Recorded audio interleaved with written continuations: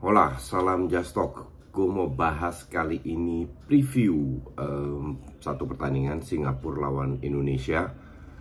Match kedua, seperti kalian tahu, match pertama endingnya 1-1 dan ini adalah partai hidup dan mati. Di situ gue mau bahas berdasarkan match pertama apa yang kira-kira skenario apa yang kira-kira possible, oke?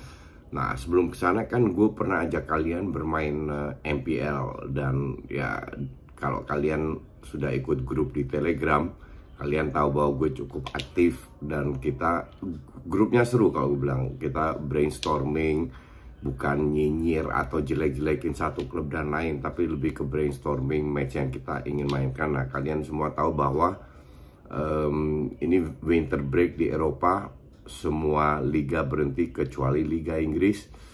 Tapi MPL itu memiliki liga di banyak negara ya, nggak hanya di Eropa aja. Di sini kita lihat, ini contoh ada Liga India, Liga Cina, Liga Turki, Liga Saudi, Liga Emirates Saudi. Jadi macam-macam sekali yang kalian bisa mainkan ya.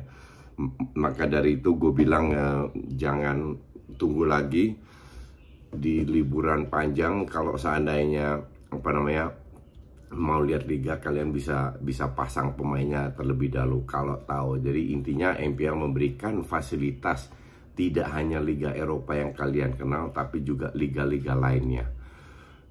Liga Inggris by the way itu mulai tanggal 26 Boxing Day baru bisa main Liga Inggris lagi. Oke, dan untuk kalian yang sudah gabung dengan MPL, bisa gabung ke grup Telegram. Nanti di deskripsi ada semua, bisa tinggal klik linknya aja. Di situ seru banget grupnya lah untuk berdiskusi dan lain-lainnya. Dan untuk kalian yang belum gabung, gue siapkan juga link untuk download appnya. Jadi appnya hanya bisa di download lewat www.mpl.id/fantasy. Nanti kalian bisa klik link di bawah ini. Kalau gue bilang nggak ada ruginya, silahkan gabung di MPL sehingga kalian punya hobi baru kayak gue. Oh ya, gue juga hadir di grup Telegram ya, jadi gue cukup aktif di situ. Oke, kita ke matchnya Singapura Indonesia. Sebenarnya ini match gimana ya? Kalau kita melihat sedikit, gue mau bahas non teknis dulu. Dalam sejarah kan Singapura itu dulu sempat berapa 10-15 tahun yang lalu sempat naik karena banyak naturalisasi, oke?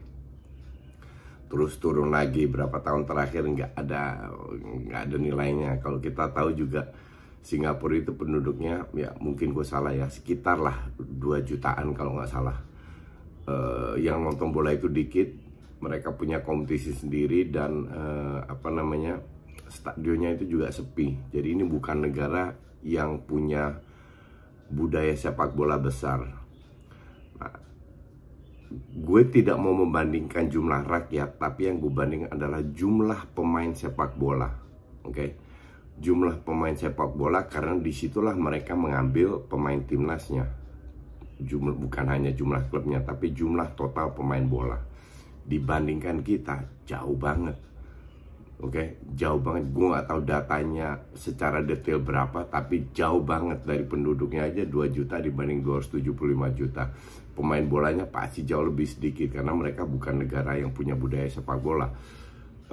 Dan kita punya budaya sepak bola, sesimpel itu. Maka dari gue agak miris ya, kok kita lawan tim kayak Singapura harus terseok-seok. Kalau lu terseok-seok ketemu Vietnam, Thailand, oke, masih paham lah, karena mereka benar-benar invest di sepak bola dan mereka punya sejarah yang cukup bagus ya, terutama Thailand. Nah, seharusnya Indonesia bisa menang, bisa lolos ya. Cuman kita nggak tahu. Sebenarnya kalau gue lihat berdasarkan match pertama, kita itu punya semua kartu truf itu di tangan Indonesia sendiri. Coba kita lihat. Kita pilah dulu di babak pertama apa yang terjadi pertama dan kedua. Oke, babak pertama stamina masih oke. Jadi dari awal kita sudah bermain cukup agresif, melakukan pressure sehingga Singapura nggak bisa bangun serangan dan mereka hanya melakukan long ball, banyak sekali long ball, dan ujung-ujungnya karena akurasi long ballnya tidak bagus sehingga pihak Indonesia yang memegang bola. Praktis mayoritas dari 45 menit di babak pertama itu yang terjadi. Ini juga karena stamina bagus. Nah, bagaimana caranya membagi stamina sehingga kita bisa bermain 90 menit dengan tempo yang sama. Kalau kalian lihat babak kedua itu beda sekali ya. Mungkin salah satu faktor adalah stamina yang ngedrop. Nah, gue sih ambil contoh kayak City ya. Bukan permainannya, itu nggak gue bandingin. Kayak City itu beban setiap 10-11 pemain termasuk kiper ya, di luar kiper lah 10 pemain lah, itu beban larinya itu praktis sama. Jadi mereka saling menutup, mereka saling tahu kapan larinya, kapan tidak. Gue tidak mau bandingkan dalam arti kita harus bermain kayak City, sama sekali nggak. Tapi yang gue ingin sampaikan adalah pemain kita itu harus lebih efisien lagi untuk membagikan tenaganya selama 90 menit. Jadi mereka harus tahu kapan berlari, kapan tidak. Nah, caranya gimana? Caranya adalah jarak antar pemain belakang, tengah, dan depan itu harus lebih rapat lagi. Satu. Kedua, kurangin dribbling dan kurangin long ball. Karena pada saat lu lakukan long ball ya, 75% bola hilang dipegang lawan. Yang lari ini kan pemain depan, oke? Tapi kalau lu lari sprint ya, tapi kalau lu bangun serangan dari bawah dengan jarak yang lebih dekat, pemain belakang, pemain tengah, pemain depan, otomatis lari lo itu hanya untuk mencari ruang, oke? Nah, di babak kedua kenapa kita keteteran? Karena jarak antar pemain depan, tengah, dan belakang itu jauh sekali, sehingga pemain belakang juga nggak habis pikir juga. Kalau mereka stuck di press, mereka lakukan long ball. Harusnya kan bola itu nggak harus ke depan, bisa ke kiper balik, bisa passing lagi, tunggu teman-temannya turun. Nah, ini juga salah satu yang harus dihindari, bahwa yang penting kita pegang bola. Kembali lagi, kalau kita pegang bola nggak bakal kebobolan. Gampang kan? Simple kan? Ini yang harus lebih dilakukan selama 90 menit, terutama di babak kedua. Jangan sampai kita melakukan kesalahan yang sama seperti di leg pertama lawan Singapura. Singapura di leg kedua dapat 4 peluang besar, 1 kena tiang, 1 di save oleh Nadeo, 1 terjadi gol, dan 1 shootingannya melenceng. Itu kalau mereka lebih efektif, we lose the game, sesimpel itu. Cuman kita diberi kesempatan lagi dan semoga dimanfaatkan. Nah, kedua itu akurasi passing. Kalau kita tahu long ball kita nggak akurat, ngapain kita main long ball? Ngapain suruh pemain-pemain lari gitu loh? Karena kalau pada saat lu main long ball, depan lari, tengah ikut lari, belakangnya nunggu. Nah, sehingga kalau hilang bola, kena counter, ada ruang begitu banyak sehingga belakang itu gampang sekali di counter. Nah, ini yang terjadi di babak kedua berkali-kali. Jadi harusnya pemain belakang juga harus ikut aktif menarik, menutup ruang ke depan, at least sampai garis tengah. Karena kalau nggak, lawannya kan offside, ya kan? Simple kan? Nah, terus akurasi passing. Kalau lu lihat golnya Thailand, itu set play dengan akurasi passing lawan Vietnam. Thailand kemarin lawan Vietnam, golnya dengan akurasi passing yang sangat tinggi. Nah, kita sudah mencetak 2 gol lewat set play yang keren banget dari sayap kanan atau dari tengah. Lawan Malaysia dari tengah, through pass, Kambuaya membiarkan bola pergi terus dari kanan. Gue nggak tahu siapa itu yang dari kanan masuk, passing sehingga sama Irfan Jaya dicetak gol pertama lawan Malaysia. Itu keren banget. Lawan Singapura juga itu set play, itu saat Asnawi ke temennya kombinasi 2 orang. Kenapa nggak cari kombinasi dengan 3 orang?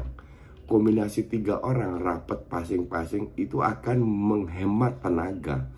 daripada kita cuman sprint ke depan nggak jelas, nggak dapat bola, nggak ada yang dukung.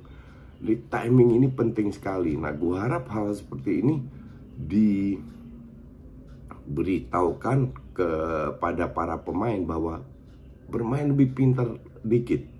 Jangan dikit-dikit long ball. Kalau lu depan lu nggak bisa passing ke belakang aja.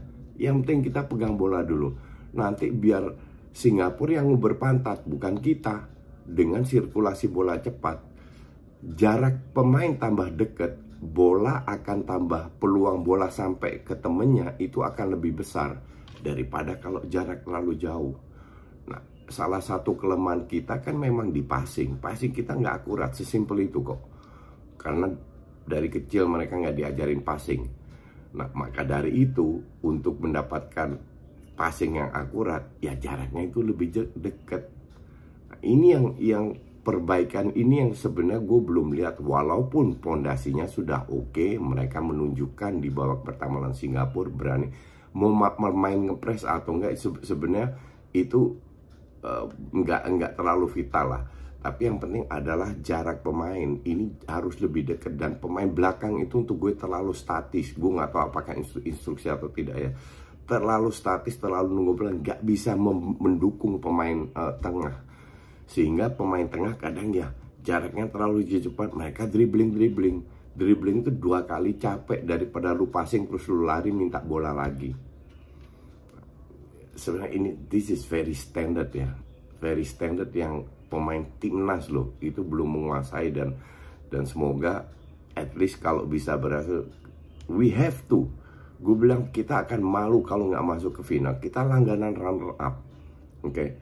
Kalau udah di final, it's different cake. Mau ketemu Taiwan, mau ketemu Iran, kita tetap punya peluang. Tapi untuk ke sana, ya we have to win this game. Mental mereka sudah buktikan, ketinggalan bisa bangkit lagi lawan Malaysia. Tapi is not, mental doang is not enough. Mereka harus benar-benar satu paket mental bagus, stamina bagus, disiplin bagus, akurasi passing bagus. Then you can beat Singapura. Jangan melakukan blunder-blunder yang penting di belakang seperti lawan Singapura itu kan karena individual error gitu. Semoga tidak terulang lagi ya. Kita lihat habis pertandingan gue langsung bikin review seperti sebelumnya.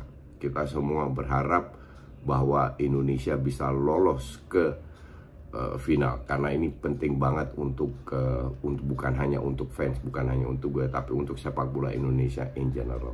Oke? Kita ketemu lagi di match setelah lawan Singapura. Thanks for watching.